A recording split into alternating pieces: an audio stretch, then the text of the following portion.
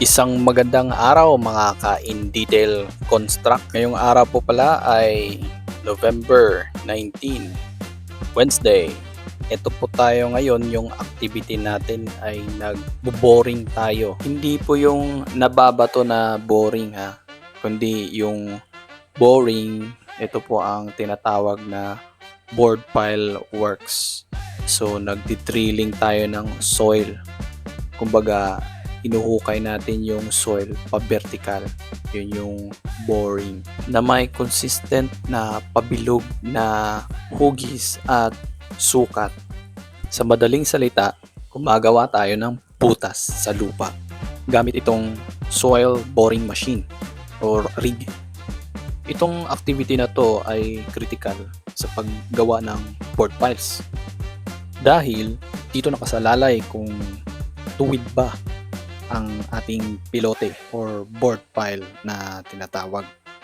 At dapat makuha ang tamang lalim or required depth na hinihingi ng structural designer. Dahil sa machine na to at sa mga makabagong teknolohiya ay tsak makukuha natin ang hinihingi ng designer.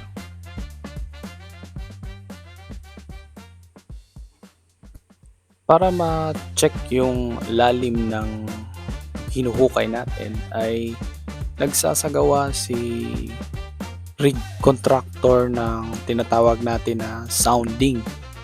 Ito yung pagsusukat sa pamagitan ng isang string or tali na may gauge at binababa ito papunta doon sa pinakailalim ng hukay.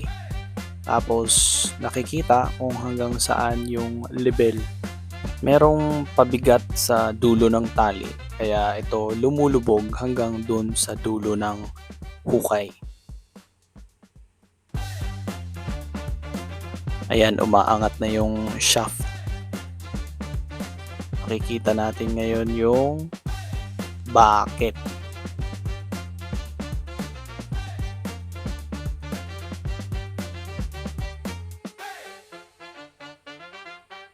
So, ito na pala yung lupa na nahukay, no? Dinala ito ng rotating bucket.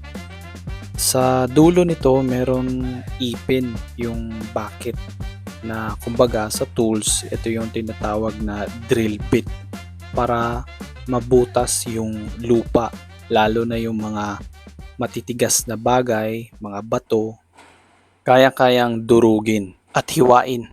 At pag nabutas na yung mga debris at yung lupa ay pumapasok doon sa bucket. At ito na nga yun, nadala na sa ibabaw. Itatambak, tsaka kukuhanin na ng backhoe. So ganito lang yun, paulit-ulit lang yung proseso hanggang sa mahukay na yung tamang lalim ng ating board pile. Ayan, magdi-drill na naman siya.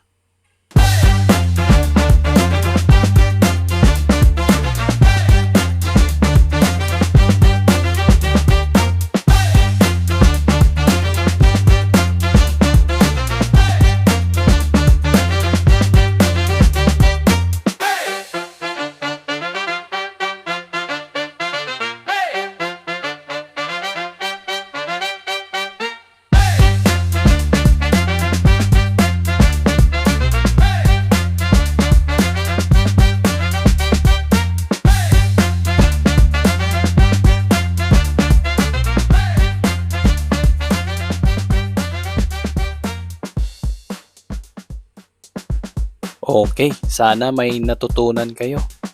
At ito, dito na magtatapos ang ating portion ng discussion.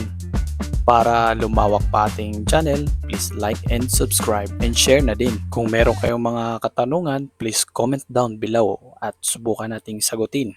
Maraming salamat!